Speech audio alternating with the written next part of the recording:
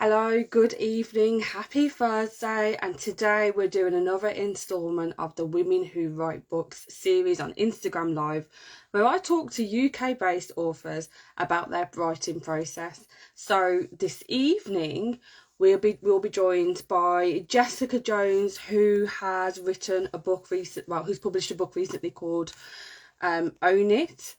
And I'm really excited to chat more about her writing journey and just kind of share with you what I really like about this series is that it's just showing you different writer approaches and just the different reasons why they got started and the different pieces of work that they produce.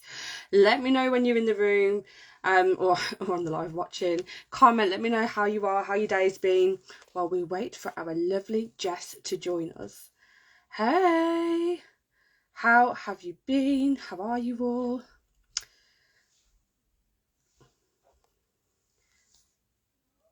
Have you been enjoying the weather? And let me know actually, are you somebody who's writing at the moment or thinking about writing? Let me know in the comments. Got our lovely Jess here. Any minute now, she'll be joining us. So get your questions ready. Hey Jess, you made Hi! Oh my gosh, I literally just ran across the house. I was pulling the baby off my chair. I was like, get off quickly! I gotta go. Well, you'll be pleased to know that this lipstick is fresh on just for you because it came off with dinner, but I thought I can't be bare lipped for Jess. And there's me, literally, I've got a brush. I was like this, logging onto Instagram. I was like, I gotta fix up. Hello! No, thank you so much for joining. And you know what? It's good to see you. Aside from this, it's good to see you because I know we bump into each other every now and then. But Yeah.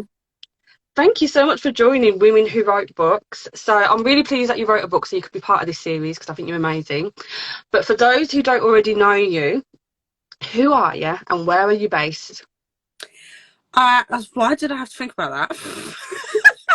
I was like, I don't know. My name is Jess, and I'm in Bedfordshire. Everyone always thinks we're in London, which is really funny. Are But you from London? yeah, we're from London, Oh, yeah. but we're in Bedfordshire now. Fabulous. Okay, so you are recently just added author to your list of achievements. So Yes. tell everybody actually a bit about when you started writing and why you started. So I've always written stuff. So in fact, recently I found a box of stuff from years and years ago, probably in my late teens, journals.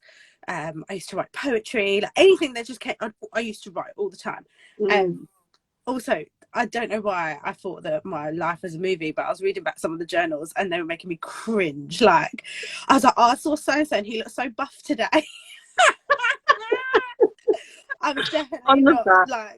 honing in on my writing skills. But I did used to write poetry. I used to write quite a lot of Mm. poetry actually, which I don't think I've ever shared before.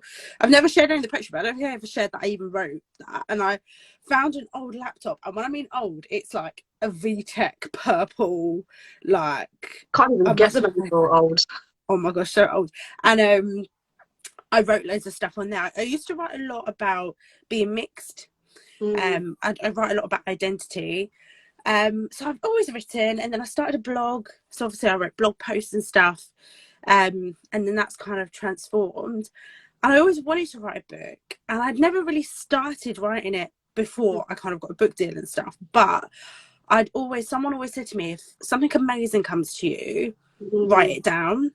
So even if it wasn't in a caption or in a blog post, if something happened, I thought I really want to talk about that experience, I'd write it down. Mm. So collectively, I probably had the book written Yeah. somewhat when I started piecing it all together. But I've always had a love for writing, even when I was a little Mm. kid, whether it was creative writing, poetry. I just wanted to write things down. I love that. And I love that you've always been writing and you've got a collection of your old pieces of work. Because I think that's so important because it's only when you look back and you can see, actually, I've always been a visionary, I've Yeah, always been a bit of a dreamer, and you've got that, which is awesome. yeah. So you've mentioned just now that some of your writing was inspired by identity. When you're writing now, what inspires you now? What do you feel moved to sort of express yourself about when you write? Um, now I probably write for, not really for myself, but more for someone else. And that Mm, someone else for a long time was an older version of me, or mm, me a few years ago. So quite reflective. And now who I hope to write for are the women who identify similar to how I mm, did then and want to go on this journey too. So I write still a bit for myself. Like sometimes when I write, like, even if I just write a simple caption, or mm, on Facebook, they tend to be a bit longer, but even if I write something like, and I'm trying to be really encouraging, sometimes I'm giving that message to myself too. yeah. Like it's not just a like a, I'm a coach and I want to coach you. Like Mm, sometimes I'm trying to affirm those things to myself as well. But I mm, definitely think I write now. And even when I wrote the book, the last thing I wrote was the dedication. okay. Um, which I don't know why writing such a weird process, but I wrote the dedication last. And when when you open a book and everyone's like, to Sally, and you're like, oh, I wonder who those people are. And I wanted to write all these people, and I actually thought, do you know what? I've written this book for the version of me who needed it Mm. 5-10 years ago. And so I dedicated it to myself, which when I wrote that, I thought my publisher's going to be like, all right, Jess, like, Very sweet dog of you. yeah, innit? Like, all right. Really humble. But actually, I did write it for me. I wrote it for the woman who needed to read it then, that version of me who needed to Mm, read it then. And at the end, there's acknowledgements. And obviously, I thank my kids and all this. But actually, I wrote the book for that version of me who really needed to read it then. mm. I love that. I love that. And you know what? I think this comes across anyway in your captions that it's very real, it's very genuine, it comes from a real place. You really mean what you're saying. I think that shines through, you know, your post, but certainly this book that I found somewhere. I've got it. I've got one somewhere. Oh, there's one of look, I've got them on my shelf. Oh Look. yeah, product placement, yes. Yeah, I should really sit here, shouldn't I? So you can like Oh, it's just casually in the back like this. hang it in the back. So this is Own It. So for those of you watching who haven't got it yet, you need to get it. It is amazing.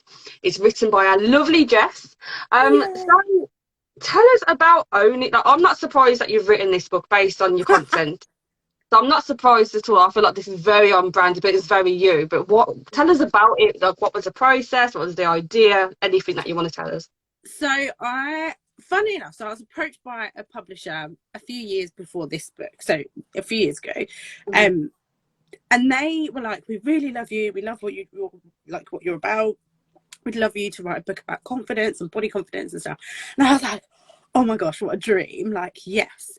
But then as we started like getting towards like having chats and talking about proposals and book types, mm, they really wanted to niche down to write a book just for mums. And they were quite specific about what they wanted. And I mm, thought, oh, right, like, don't get me wrong, I am a mum. I'm a mum of four. Like, I'm a mum. But I don't want to just write for mums, because for me, yeah, this confidence thing is for everybody. Like, it's not just for mm, mums. And your body can go through all sorts of things mm, and change. And you have issues around your body without having to have had a baby. Also, you can become a mother without carrying a baby physically in yeah, your own body. So I was a bit like, I'm not sure.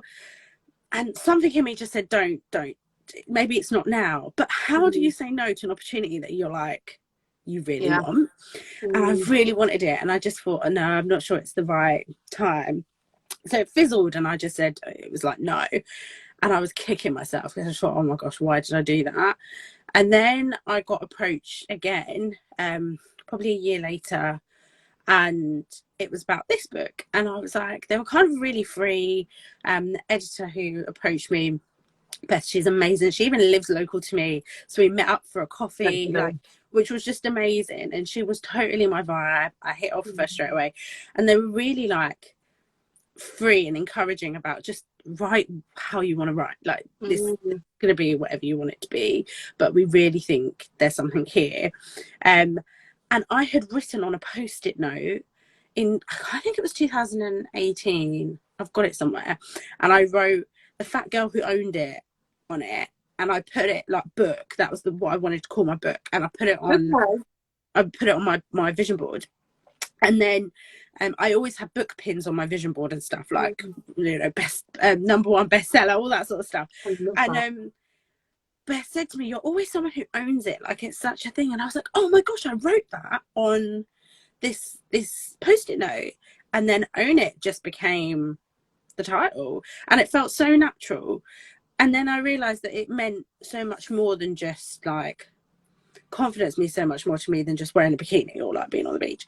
Like owning all the parts of you, the parts you don't like, the parts you do like, the parts you want to change, the parts that have happened in the past, like now, owning everything in its entirety is what that means to me. Not just, and I think there's a own it version of it, like, oh yeah, you just want to own it, and there is a part of that, but actually also there's an, I'm owning who I am, I'm owning the parts of me that I don't like, I'm owning the parts of me that I've done, you know, maybe not been a very kind person. I have to own that part of me in order to make change. So there's a lot more depth to it too than it just being about being fabulous. Like, yeah, that totally comes with it, but there's more to it than that, and that really appealed to me, and I wanted to make it that. And so I just started writing, and I still really, to be honest, can't even fathom that I wrote a whole book. Like, it's so surreal. It's real. Look at it. A real book, a real one. So surreal. It's so surreal. Even when I hold the book and I look at it, I'm like, I can't, like, I opened it and I was like, I actually wrote these words. Like, I sat there night after night after night so I'd worked full time. So I had a whole day at work. Then I had all the kids. Obviously, we were at home because it was pretty much most of lockdown. And I was home, and then I'd put the kids to bed, and then I'd stay up all night, and I'd write and write and write and write, and I'd be messaging my friends at 1 a.m, like, I'm just going to finish this chapter, I'm just going to get to this workout, and then I'm going to go to bed. And I'd do it. And that's when I lived at my old house, and I had my little garden office, and I'd come trudging down the garden at like 2 a.m, and Trevor would be like, what are you doing? I was like, I'm nearly there. 6,000 words, 10,000 words, 15,000 words. You were committed. And then I did it, and then I submitted it. It's quite a long process, actually. I think I submitted the final manuscript May 2021. So it's been a long time. Because even the other day, someone asked me a question about the book, and I was like, you do realise I submitted this book like a year ago. Like, I've got to reread it myself. Like, but I submitted it then, and then obviously it was published in March. So it's quite a long time. I know some people can get them published super quick, particularly if they're on trend and, you know, people are really established authors, but it was quite a long process for me. So it felt really strange, one, keeping it a secret for that long, because I didn't tell anybody. I told like my mum and obviously my close friends and family, but like nobody else knew. I never mentioned. I didn't want to do that thing online where you go, oh, I'm working on a release secret project, and then people ask you about it all the time. And then also I didn't want to do that because it's just a bit like a bit annoying, because it's like either tell us or don't tell us, isn't it? Like, so I didn't want to do that, and I didn't want to say I'm writing a book and then people would be like, when's it coming out? And it just like be ages and ages away. So I held on to it all that time until November 2021, when I could finally say it's gone on pre-sale. Such a long time. It's like over 18 months. Oh wow. And then I was like, I've done it. And now it's there. It's out there for the world to read and see, and it's just so surreal. You just had a comment, and for everyone watching, we're going to do a question and answer session in a little while, but from Shah, she said, I love this, Jess, you're incredible. Finding my identity outside of being mum was the hardest thing ever. Your book helped me so much, and forever grateful. Oh, that's why I wrote it. Like, that's all I wanted. It's funny because someone said to me, oh, are you like hoping to become #1 bestseller? And I said, yeah, there's part of my ego that wants that, of course. But do you know what? And I genuinely mean it. It's those sorts of comments. So thank you, Sean. Like, it's the people who say, no, I read it and I've taken it. And when people say that, I also want to say it's you who, if you have ignited a change, I might have sowed a bit of a seed or said, oh, you know, done this to inspire you, but it's you who then takes the action to really make change about yourself. So that power and that ownership and that like celebration should be on the person who's actually created that change for themselves. And so I celebrate anyone who's reading it and is like, yes, like, I'm like, come on, like, it makes me so excited. They're getting the message. So that's, you know, you set out to do something and it's touching people, and I just think that's so powerful. You did what you came to do, and that's just one 100%. Person. It's something when everybody reads it. Yeah, and I wanted to just, even if it was just one person, and I genuinely meant that, even if it was just one person or a handful of women, I think if there's a handful of women who it ignites a change in, and then they all have daughters or children, and it will filter. Like, it doesn't have to be millions and millions of people. It will become millions of people in over the courses of however many years. Because actually, if there's one mum who gets that change ignited in them, and then they learn some things and teach themselves some tools, and they become this version of themselves that's so incredible and so powerful, they will naturally pass that down. And then there's just going to be another, you know, another generation of children under us who are going to come with those tools and have those things because they've watched another woman do that. And so I just think even if it is a handful, it will become more and more and more later, and that's fine. And that's what we call creating a legacy. Yeah. Your words are creating a legacy, and that's phenomenal. So I'm going to throw this back to you then.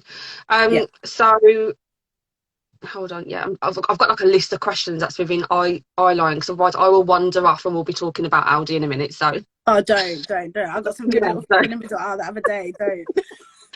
Don't. so you've mentioned you're a mum, and those who follow you will already know that you've got 4 beautiful children, you're married, you work full time, and of course you do all the stuff that you need to do in terms of, you know, your role as an influencer. How on earth did you find time to write your book around everything else? How did you do that? I did it at Tell us. night, throughout the night. Like, I really, and it's funny when people say things like, "Oh, you're so lucky," and don't get me wrong, I'm very grateful I got an opportunity to write a book. But I wasn't lucky. I grafted. Like, I was up all night. I would work all day. I would put my kid, like, have my evening, do dinner, put the kids to bed, and then work all night, have a couple of hours sleep, get up and do the whole thing again. And I did that for months and months and months. But I'm a true believer in working hard for something. And I have to almost convince myself sometimes that sometimes you don't have to kill yourself to get it. Like, you don't have to, like, run yourself into the ground. But that was the only opportunity I had. I tried to make use of my time as best I could, and I will always try and do this. Like when I did my show, I practiced my show when I was driving to work. I had a 2-hour commute, so I'd drive to work talking to myself out loud. I will always try and like, I'm such a hustler. I will try and squidge in the work wherever I can, because I just believe, my mum always had a strong work ethic. It's something that I believe in. And also I'm someone who thinks that you can have it all to some degree. There were sacrifices. I had to sacrifice sleep. I had to maybe sacrifice some self-care. You know, I'm not encouraging that, but that was something I had to sacrifice in order to get where I needed and what I wanted. And so sometimes I just had to think that. And when there were days when I was completely burnt out, I just kept saying to myself, this is a temporary measure for a very long time gain. So almost like suck it up a little bit. And it will be okay in the end. And it was. And that's not to encourage anyone to completely burn themselves out. But Hi, Frozen. oh no, You're back. I'm back. You're back. Back in the room. Back in the room. But yeah, I had to just make time. I had to make time in between, and you know, lunches and all sorts. You know what? We've everyone that I've spoken to for women who write books in March. It's such a, I don't know why I picked that phrase. It's so long-winded, but everyone that I spoke to, that is the recurring theme that everyone has said. I had to make time. I had to say no to going out. I had to not watch Netflix. You can't just, the book can't write itself unless you pay someone to write it for you. You have to sacrifice something, you know. Yeah, they do. And that's not easy, but I always think any gain in life, there has to be some sort of sacrifice. Every athlete that we see in the world has sacrificed a social life or all the pleasures and leisures of that to train. Like, everyone has sacrificed something to get a gain. Like, it's not nice sometimes and it's not pretty, but you have to keep your eyes on the prize, like, as corny as that sounds. And it isn't easy. It is hard. Like I said, I look back and it was a bit of a blur to some degree, because I look back and I think, how did these words come out of my head? Because I was half asleep. I was struggling, and I researched a lot. Well, Sleepy Jess really makes sense. Sleepy Jess knows her stuff because she wrote a whole book. Listen, Sleepy Jess today tried to open my front door with my key for my car. Like, Sleepy Jess ain't got no sense. I don't know how she did it. I literally stood there for ages like this.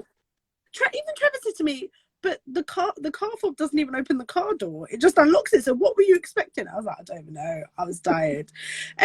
But yeah, I just, yeah, if I want something, I think I have to go for it.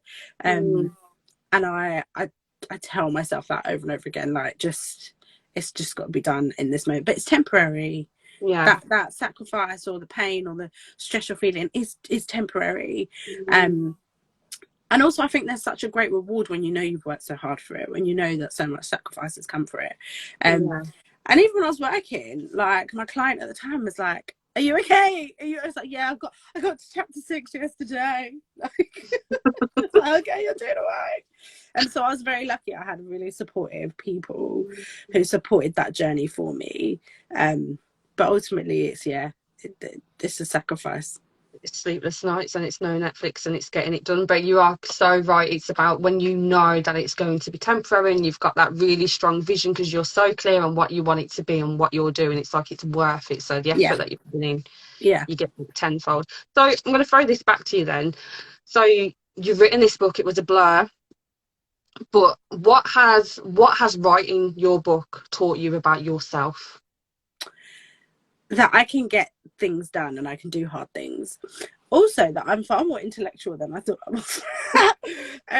I did a lot of research for the book, which people probably won't expect. I think there's an expectation that the book is like this really like, let me just tell you my story. Like, and there isn't. I did a lot of research into so many things, everything from projects that were done by professors and the psychology behind confidence, the psychology behind diet culture. Like there was so much research that I did to support the book and to educate myself so that I was talking and writing from a position of one, understanding, and two, knowledge. I didn't want to just write and like copy and paste, or I wanted to really understand what I was talking about and understand that psychology. And at the time I was also doing my coaching training, so there was so much of that was pulled into the book. So it was all done, like there was so much to it, but I think I really showed myself how much when I want something and I apply myself, how great something can be and how much that like something can happen when I really actually apply myself, and something that was just like done by me, like it was just me. Like, don't get me wrong, you have like an editor who doesn't rewrite your book, but like basically needs to help me with my spelling and stuff because I'm like awful at that. Like my captions are always horrendously written, my grammar is awful, and so you do have someone who will correct your grammar, and they don't rewrite it, or they might say things like, I don't know, this sentence doesn't make sense, and you read it back and it doesn't make sense and you have to rewrite it yourself. But there are people who support you in that, but ultimately it was me. I did this work and I've got something really huge to show for it. And that's it's just so surreal. Honestly, it's just the weirdest feeling. Seeing it in the shop was like unreal. Like I acted like an idiot. Like I'm surprised I didn't get kicked out of WH Smith. I was mad. I was like hyperventilating. And so I FaceTimed Trevor and I showed Isabella, and Isabella went, "We've got that book at home." And Trevor was like, "Yeah, that's Mummy's book." She was like, "Yeah, Mummy's got that book at home." I was like, "Yes, my book is mine." She just didn't get it. Then I rang my mum and went mad. And then the woman in WH Smith, who was working in WH Smith, was walked past. I was like, excuse me, that's my book. That's my book. I read that book." And she was like, "Okay." She's like, another one in this week. Yeah, and then I went back again later with my friends. And the guy in there was like, "I kind of guessed you might have wrote that book because you're like pointing at it and all your friends are like, oh, they're taking pictures." I was like, "Yeah, I read that book." It's surreal. It is really surreal, but it's an incredible achievement, and to see it just proves that we can do hard things and we can do things when we apply ourselves, things that we probably never even thought we were capable of, or just dreamed of and thought, it's a great dream, that sounds nice, but we actually achieve them.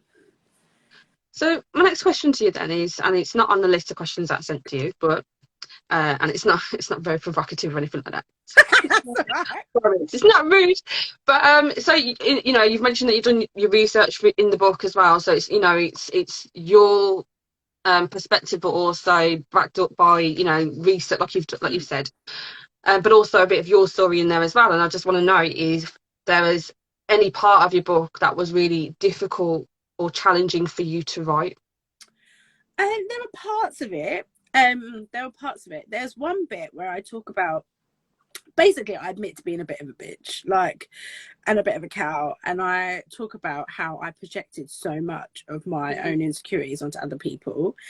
And I think that's quite a difficult thing to admit, particularly when coming from someone who goes on the internet and is all about female empowerment and talking about women, supporting women, and own it and love yourself. But to then admit, actually, there was a really part of my life that I wasn't a very nice person to other people. Well, I was nice probably on the surface, but deep down, I had to really talk about my own fat phobia, my own issues with weight and judging people who were of a certain size, and all of those things that were really internalized and how much I projected them.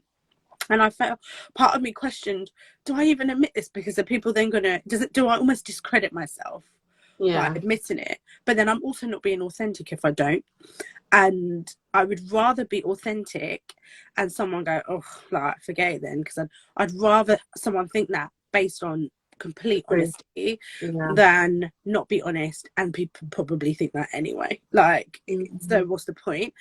But also I think it's quite common for us to be really judgmental and project a lot of our internalized feelings about ourselves onto other women. And basically there's a story I tell in the book about meeting a friend of a friend when we were going on a night out, and she was a very curvy girl, very big girl, and she had on this really tight dress, and at the time I remember being like, she shouldn't be wearing that. No, that's not appropriate for her size.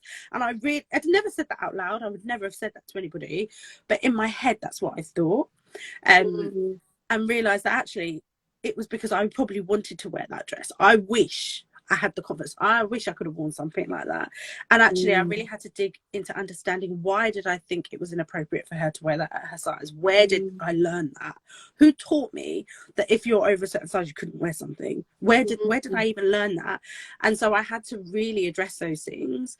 And so in order to explain that, I had to be honest about that. But that was one thing I thought, it made me uncomfortable sharing, because I didn't want people to think that I wasn't a woman's woman, and that I wasn't here for the message that I'm sharing. But actually a lot of people have messaged and said, no, that's pretty much how most of us have been at some point in our lives, projected or seen a woman bigger than us and thought, oh, well, I'm not that big. And we all do a lot of that, particularly when it comes to body confidence. But we do it with a lot of things in our lives, don't we? Like, you feel better if you know that your female colleague was being paid a bit less than you and you were being paid a bit more. Like, we've done it in so many aspects of our lives, because we've been taught to compete, we've been taught to project, we've been taught to feel those things.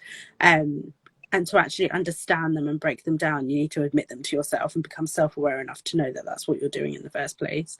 But yeah, that's probably the one bit I thought, ooh, but it's truth. I can't compete with the truth. That it just is what it is. And you know what, I have to commend you for your honesty, because you know, like you said, it's not something that many people would open up about, but actually it's something that perhaps we all have in common. That's where our common ground is. It is about some of the thoughts that we've had.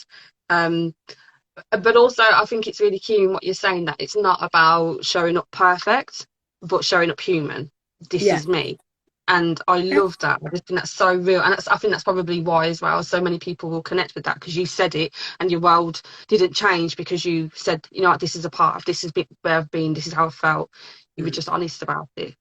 Yeah, and there were always going to be people who don't like you. And you can try and please everybody. And I've been through those phases, like, oh, I won't post this because there's a big group of people who's going to think this is a bit much, so I'll leave. And then I think, what, like, it makes no difference. Even if I don't post it, there's still going to be people who think that about me. So I might as well just post it. I might as well be my authentic self. And if there's a portion of people who don't like that, so be it, because there's always going to be a portion of people who don't like that. And I would much rather, and it's far less exhausting, being yourself and feeling that way and being confident enough to be yourself and having people dislike you than it is to pretend to be someone else and people still not like you. It's like a double whammy. It's like, it's even worse. So I've just learned now, I'd rather show up as myself, and if that makes someone uncomfortable, if someone doesn't like that, there's a part of me that someone doesn't sit right with someone, that genuinely is not my issue. It's literally none of your business. It's none of our business what other people are thinking, you know. No, it's not. And I used to even think, I wonder if I could convince them. Like, what prime example is, I had one, I never read like forums and things where people talk negatively about people.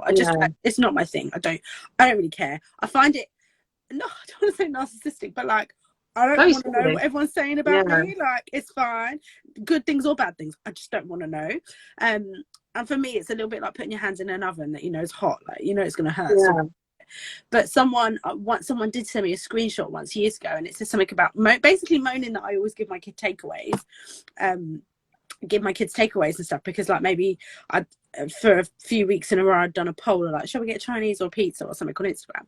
And then I found Really? myself, honestly, the assumptions are hilarious. But I found myself then being like, oh, today I'm having broccoli with my kids for dinner. Like, oversharing to prove, like, almost be like, oh, if they know that actually I do have a really balanced diet at home, then they'll know they're wrong, and then they're like, no, they're still gonna dislike me.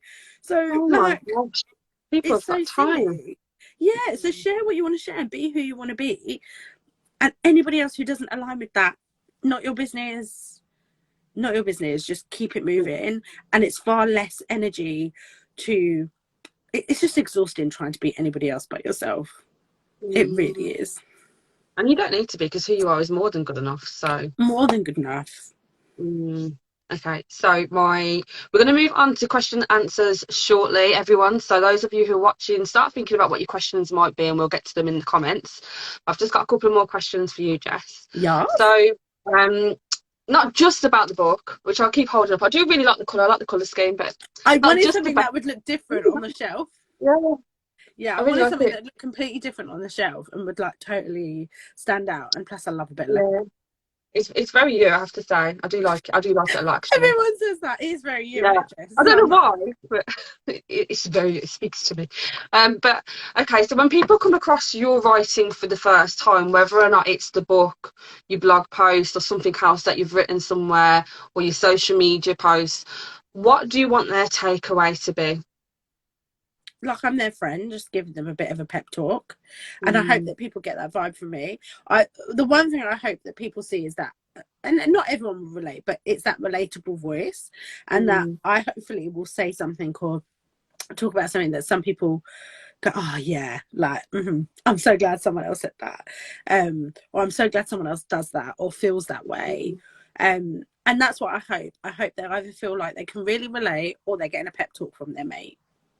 Love that. I can see someone saying 100% that vibe. So the vibe check. Yep, got it. Good.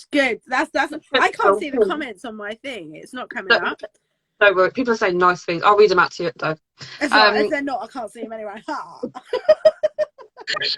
So, okay, so we've got some people watching that might be interested in writing a book, or already writing a book, or they're thinking about it, they've not taken the plunge, or they've been working on it, they've not told anybody. And I just want to know, from your experience, what advice would you give to aspiring authors?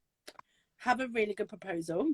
So write your book, even if you start writing it or don't write it, but just have the idea of what you want to write. Start putting together a proposal.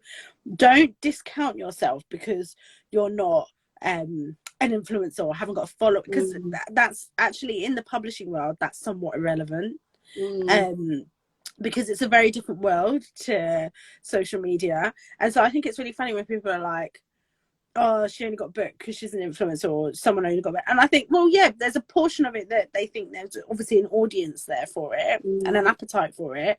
But equally, if you can't write a book, a publisher has to put a lot of money into you to do it. So if you haven't got a good idea, it's pretty irrelevant who you are. So that's why I want to say to people, don't feel like you're not worthy of writing a book proposal or getting a book deal because you haven't got a large following, or you're not a celebrity or whatever, because that's somewhat irrelevant in the publishing world. A good idea and a good book is what you need. And if you've got a good book inside you, you need to put that together and put it somewhere. So yeah, get a really good proposal together and ask people. Like, ask for us. I was really lucky that I just reached out to people I knew who'd written books and said, like, how have you written it? Or, you know, because even though they approached me about book deal, we still had to put together a proposal. I still had to basically almost write out how I foresaw the book being, like the chapters and like what I wanted to write about. I still had to put that together so they could go, yeah, like, that's brilliant. And so I asked people, like, how did you put that together? In fact, Fiona from Fiona Likes to Blog, who I love, she was really kind enough to email me her proposal template.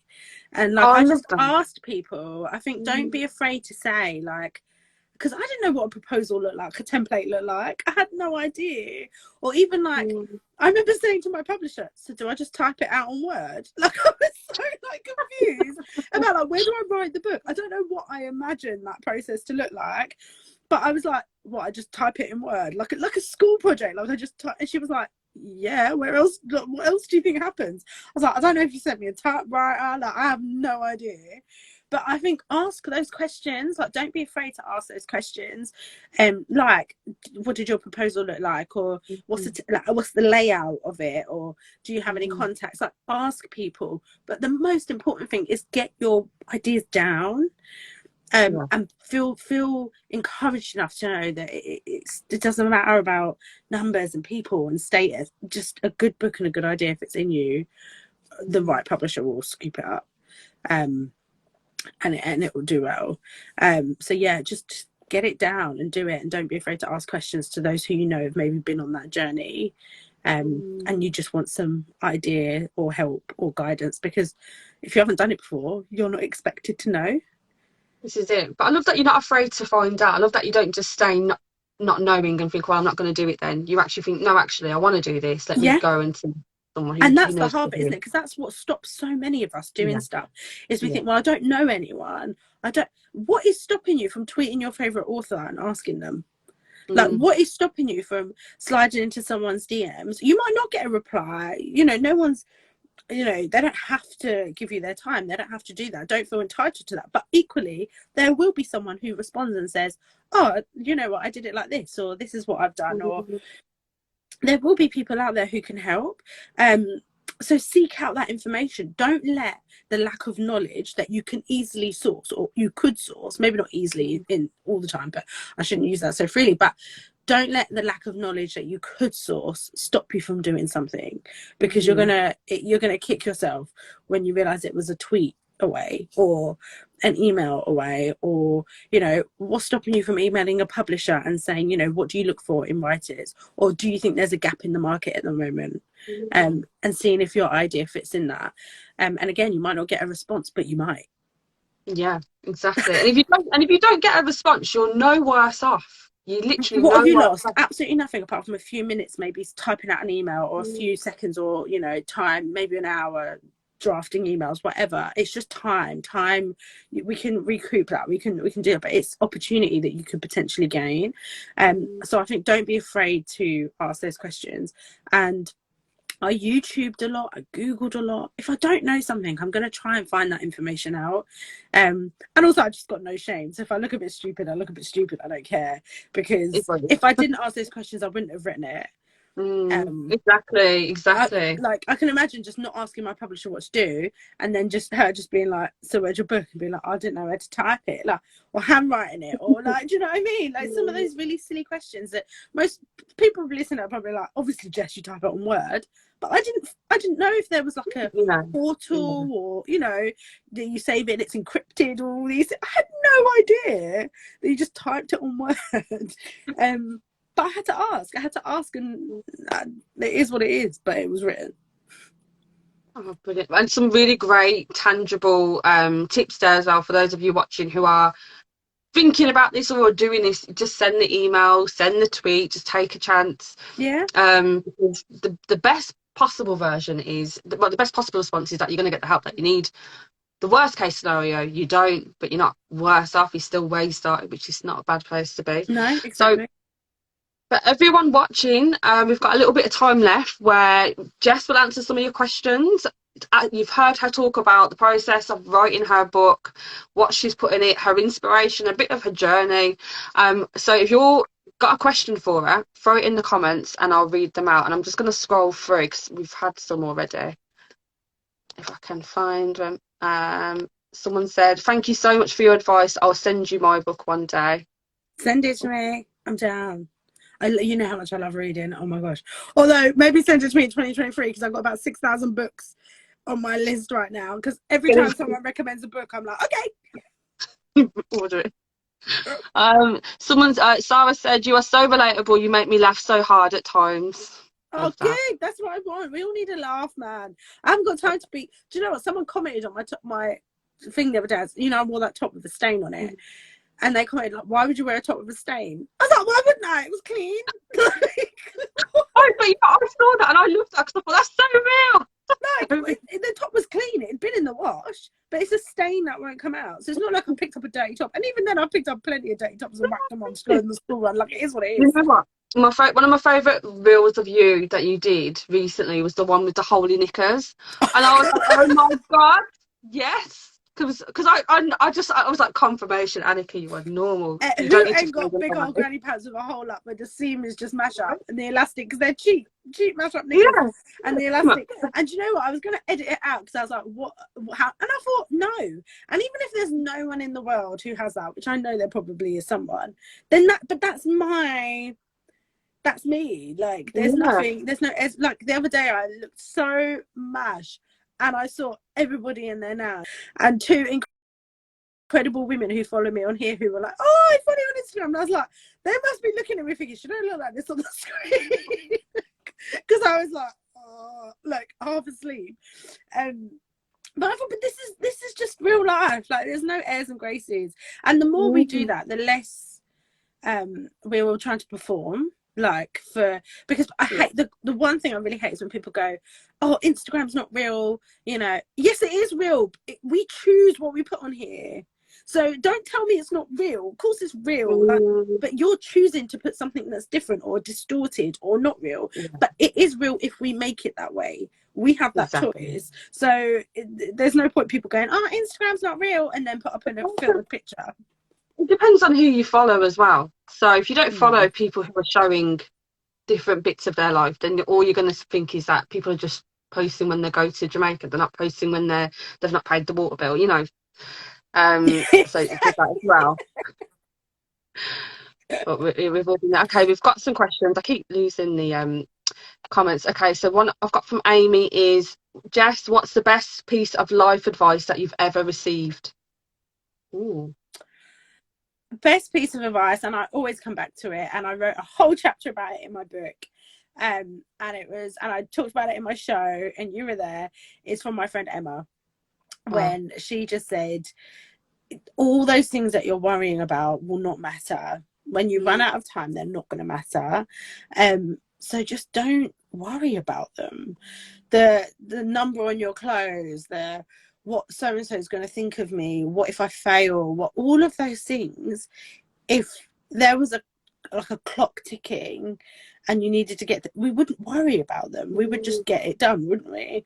So why do we feel like we've got this infinite time in the world to wait until what if, or we'll wait until this, or we'll wait until that? Just do it. There's, like we said before, what have you got to lose? Like, there's nothing. And when I break down pretty much everything that I've not done or why I'm not going to do something, or even if I go around the houses, it always boils down to, I'm worried about what other people will think. Yeah, Always. Do you remember those quizzes we used to do in magazines, when we were like in Shout magazine, where it yeah. had like, and you'd go yes, no, yes, no, yes, no. You add That it up. is what, yeah. And literally, I'm guarantee every time a scenario comes up in your mind, you think, I don't want to do that. The bottom thing will always end up being because you're scared of what people will think. No matter what way round you go about it, I'll embarrass myself. I haven't got the money. Blah, blah, blah. You can go back and back up, but ultimately, it's always, I'm worried what other people will think. Who cares? Who really cares? Like, I know there are literally people who watch my content to quite clearly and obviously say horrible things about me. I know there's a pool of people who do that. I could quite easily give in to that. I could quite easily say, well, I'm not going to create any. And so many people do. So many people come offline or stop creating content or stop doing what they love doing because people are purposefully being cruel about it. And that's so heartbreaking to me, because I just think, like, don't get me wrong, everyone's life has value. Even the people who are horrible to me, their life holds value. They're important to people in their life. But their opinion of me don't mean doo-doo to me. It really doesn't. And they're important people to the people that they love and in their lives. But to me, they don't exist if I don't want them to. So if I stopped creating and there's so many times in my life where I have wanted to, even sharing that I wrote a book, I felt like, oh my God, there's going to be so many people who tell me I'm not worthy of that, or how awful it's going to be. And I had this awful like recurring anxiety that trolls were just going to leave like 1-star reviews without reading it, and people are going to just be really horrible, and oh my gosh, people work so hard for their money and they're going to spend it on my book and they're going to hate it. But like, I still had to write it, because then there's people like Shah who commented and say, I've read it and it's been amazing. And Mm, all those people you could have a positive like impact on, or because of a group of people saying, "Nah, don't do it." Just just go for it. Like there's not all the time in the world. We haven't got all the time in the world. That's the reality of life, which sounds mm, really morbid and depressing, but true. We've got it's now. true. Yeah, we've got now, and there's so much you can do, and so many. And when you start doing one thing, even if it's just one small thing, when you almost feel rebellious and do it and Yeah. prove to yourself that you can, even if it's really small, even if it's wearing a short sleeve top, or even Mm, if it's just looking for a new job. All those small little things that you do, those things that are almost defiant to the negative words that you're telling yourself, every time you do one of them, you'll itch to do a little bit more. yeah. You'll prove yourself you can, and you do a little bit more and a little bit more and a little bit more, and Almost like then a you'll be, catalyst. yeah, Yeah. 100%. And then you'll be doing all sorts before you know it, and you'll wonder why you never started sooner. Mm, really great words there. Literally, like, when you like when you hear something and it's just so profound and you need to process. I just had a little bit of that. But no, no, that's so right. I'm gonna watch this back and just be the guest, not be the audience member, because it's just you should do it until it's quite spike. Anyway, but thank you. We've got another question, which I think is a really awesome question actually from Lil Rock. Have you already got ideas for your follow-up book, and do you think you will do a young girl version? Oh my god, I so want to do a young adult version. I'd love to do one. Really, oh my gosh, can you hear the baby crying? I've not like abandoned him. He's with his dad. I haven't just like ditched him, by the way. If he's crying and people are like, oh my god, she doesn't even look after her kids. He's with his dad. That's why he's crying, because he's with his dad. He's like, I don't want to be here. I would love to do a young adult version. Almost slightly younger than teenage, so like Sophia's age, so like age 10 upwards. Like Um, preteen, yeah. yeah, I'd love to do one for them. Because I think so many of the life lessons I just wish we knew earlier. I wish there was so much of that, um, just encouragement, that we all could have known a little bit sooner, and things that I Mm, try and install in my kids now. And even practical things like self-care. What does that mean when you're 10? So like recently I made Sophia a little basket with just some beauty products in. I bought her like, and she's not like close to hitting puberty. I know she's nearly 10, but she's not. She's got like just a tiny little child. She's just so little. But I got her a little deodorant, like a little body spritz, and like a new toothbrush and like hair clips and loads of little body products, and hygiene products that, and just like went through the basket and told her, like showed her how to use them, talked about them, and the like feeling fresh and all these things that, as she becomes more and starts puberty and does all these things, they're really important on a practical level, but also for her to understand the importance of caring for herself and looking mm, after herself in a physical sense, of course, but actually emotionally, what does that mean to care for my body, and yeah. the importance of feeling good and feeling fresh and feeling nice and using nice products for myself, all of those things. And I set up this little basket and she loves it. It had like a little lip balm in there, and I got her a little tiny pouch with bits that she could take to school, so literally just a little lip balm, a little body spritz and stuff, because I want her to understand the importance of caring for herself, like I said, in a physical way, but also just so she feels good and Mm, knows the importance of that now. So that now, when we're in our 30s and doing a face mask is a luxury, and we're like, oh, it's not like how nice. normal. To her, she's gonna be like, yeah, that's basic. Like, but I want her to be that way. I want her to understand, yeah, it is basic, and you deserve luxury. You deserve whatever it is you need to care for yourself. And so I'm trying to install that now, and I'd love to write a version of that for young women to understand what that looks like, and give Mm, them the definitions of things like, what's the difference between self-love and self-care, what's the difference between confidence and courage. And I talk about a lot of this in the book anyway, but really breaking that down so that they mm. understand what that is. So I just have to sell enough copies of this one for my publisher to be like, yeah, we'll give her another deal. Get buying, everyone, get buying, and buy for Christmas as well. It's never too early to start. No. Okay, thank you. We've got another question. How are you? And I like this question actually. How are you passing on authentic traits to your kids? One thing I try and do, well, one thing I do is go to therapy. I go to therapy to heal the bits of me that need healing, so I can be the best version of me for them. I know that's not always accessible to everybody, but even just seeking out trying to be a better version of yourself for your children, you've already started. On a really practical level, things like the little basket of stuff, I try and really encourage them to be themselves.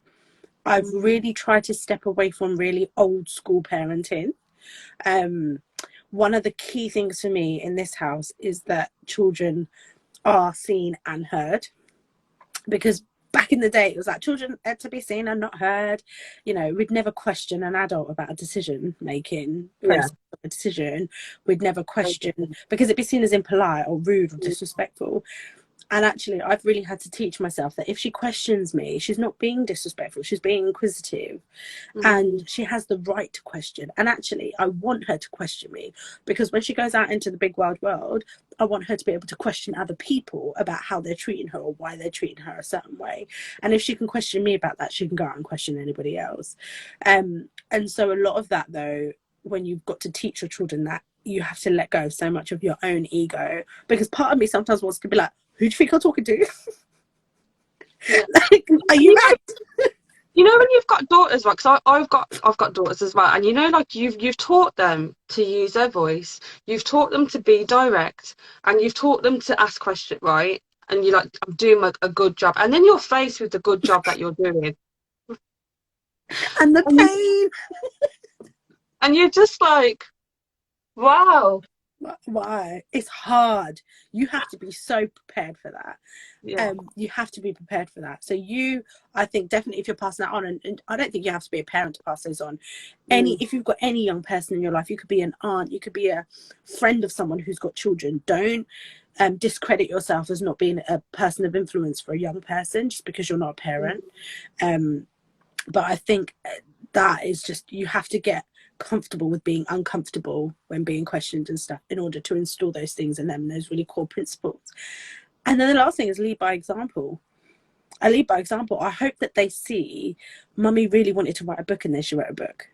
And just on a really basic level, that shows them, well, if I want to do something, I can do it because my mum did it. And it might not be the same thing. It might not be, it's the principle of, well, she wanted that and she went and got it. And I hope that shows them. Recently, we've just got a new car, and I said to the girls, I've been thinking about getting a new car. I say a car, I got a bus and a car because I got 75,000 kids. So I keep going, I got a new car. I didn't get a new car. I got a bus, right? So I literally got a coach. I was like, Trevor, is it going to fit in my, like, outside the house? Like, it's literally a bus. And but I was saying to the kids, like, it's something I really want, and I'm going to work for it. And like, I was doing some work things, and I printed a picture and I put it on. I have a lot of vision boards. I talk quite openly about like wanting stuff and like making it a goal and stuff. And then I went to the showroom and I went and got a new car. And Bella came home. I was like, Fia, mummy got a new car. And again, it's not to show off or be like, because not everyone wants to go and buy a car. It's not practical for everybody and it's not necessary for everyone. But again, it's the principle of mummy said she wanted something. She made a plan. She said, I'm going to do this. I'm going to work this much. I'm going to go and get that. And then she went and got it. And even now I say to them, like, what is it you want? And Sophia wanted some Robux for her game. She plays Roblox or whatever. I was like, cool, what's your plan? How are you going to get them? That. Yes. What's your... And she's like, well, I got some birthday money. Cool. So you got money saved, but like, how are you going to... What's your plan to get there? And like... She was like, well, I could get this thing, but I really want this. I don't know how it works. There was a pet that she wanted, and she could have got another pet. She wanted this really special one. I said, well, I said, well, what are you going to do? You're going to step off to get this one, and then you're back to square, or you're going to just work a bit hard? Like, what's the plan? And I made her write it down, and then her plan was, I said, think about it and come back to me. And she wrote me a letter, and it gave me and Trevor these 4 statements. It was like, I'm going to do all the chores for 3 weeks and I'll do some extra chores. We were like, okay. And then it said, I'll babysit anytime you need me to. Like, she's 9, so I don't know who she thinks she's babysitting. And then it said, and also it would prove to me that you love me. I was like, I'll throw some guilt in there. but I thought that she needed to understand again the principle. You still have to work for something, and so I Mm, think lead by example and showing them those core principles. But you have to be comfortable with getting uncomfortable with them. It's yeah. not an easy ride. Breaking the things that you've been taught, and then being able to install what you think is right after Mm. breaking what you've just been known all your life. It's not easy. Oh, you are such a good mom. You are such a good role model. You say that now. This morning, the kids have Pop Tarts thrown at them at the back of the car because they don't have time to make Listen, breakfast. listen. I'm not saying I've never done that. I'm just saying I get that 'cause that's what they might have. But I'm just saying, just the fact that you're, when Sophia's come to you with a plan and she's like negotiated, she's sat there and she's thought about it. That's come from the values that you've instilled in her, and she's watching what you're doing. And I always think about this as parents that kids don't listen to what parents say, but they watch what you do and then they take so much Yeah. more from I that. said my whole thing is they will not do what you say, but they'll do as you do. Mm, So you need to show them what you mean. We have family values in this house, and I'd encourage and implore anyone to do this with that. In fact, even if you've just got a partner, or even mm, for yourself, I think it's really important to have a clear set of values that you stick to for yourself, and mm, then when people come into your life, you share them with them. But we have the Jones family values, and it's things like be responsible for your belongings.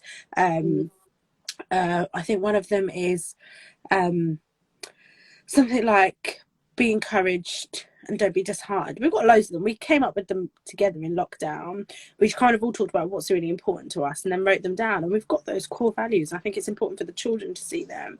And we've all got a printed copy in our rooms, so that they have this set of, they're not rules, they're just values that we abide by and mm. we think are important. It's things that are important to us as a family. And I think people should have things like that so that they can understand these are the core things that are important to us and they stick to them. So they don't think you're just telling them for the fun of it. It's like we agreed this. Yeah, we agreed that you have to crack on. So I'm going to wrap up then with it's not really a question, I guess, but more of a statement. But I thought it's quite nice from Angela, who says, "How amazing it will be for your children to always have your voice in your work. It's an incredible gift." Oh, thank you. It Thank was. you. If you read the book as well, you can tell that I hadn't had Theo yet because it said something like to Sophia, Isabella, JJ, and baby, or something really random because I clearly hadn't decided or not. I don't think I knew it was going to be What is boring anything when I wrote that? it. But yeah, I wanted that for them. Um, Mm, and I know we talk about our daughters because I talk about Sophia and Isabella a lot because they're the eldest, but ultimately these principles, even around body confidence and stuff, I hope to install in my sons too. mm, Because I think it's really important for the men to understand a lot of those things too and feel those things and talk about them freely. And whether that's because they're going to be supportive or understanding them for themselves or their partners or for their sisters or for whoever comes into their mm, life, that they can be a good person who understands that process as well. And it is a beautiful gift, but it's actually more of a gift for me than anyone, I think. It's mm. been a gift to write it, and a gift to share it with everyone and to have people read that. So yeah, if anyone's been given a gift, it absolutely was me. Oh, I love that. And you know what? What a beautiful way to wrap up this live. I just want to say, just thank you for always being awesome. Everyone, if you haven't ordered this already, you can get it wherever you get books. If you go to Waterstones or WH Smiths and you see it, take a picture, tag Jess. She will be Yes, so happy. please. I get so excited when I see it in a shop, like so excited. I've not seen it in a Waterstones yet. I've had one friend send me a picture of it in Waterstones, but I've mainly seen it in WH Smith.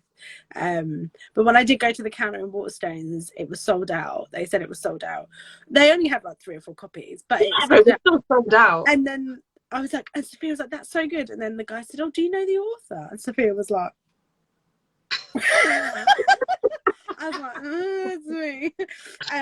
But yeah, Oh, yeah. If you see it, definitely do grab a copy. And I'm not just saying that for the sales. Just if you genuinely need it, if you want to boost, if you want to actually really, I hope it's like a friend giving you a pep talk, and you can relate to it. Then yeah, own it. Go and grab one and enjoy with a cup of tea and a biscuit. love it. Hashtag own it. So, yeah, everyone, this is what it looks like. It's amazing. Yeah. And Jess, just thank you so much for coming on to the Instagram Oh, Live. Anytime, anytime. Thank you for being you. You're incredible. You're such a woman's woman. You really, really are. This is why Um, we've got on and why we've always got on from day one. You yeah, know, yeah. could have thought it out, but we didn't. We were like, no, we both beat Dover Culligan's number one fan. I'll never forget We're that. gonna have punch ups for this title, you know. Oh, but we We're was like, gonna no, go stop. full on like no. We came together. We came together. But Farah, have a lovely evening. And You for those too. of you who are watching, thank you so much for watching, for asking your questions, for listening. And when I post this on the grid, if you found that this was inspiring or useful, share it with somebody who might need to hear it, and let us know what your biggest takeaway was in the comments. But thank you. Have a Yay. good evening, and we'll see you soon. Bye. Bye.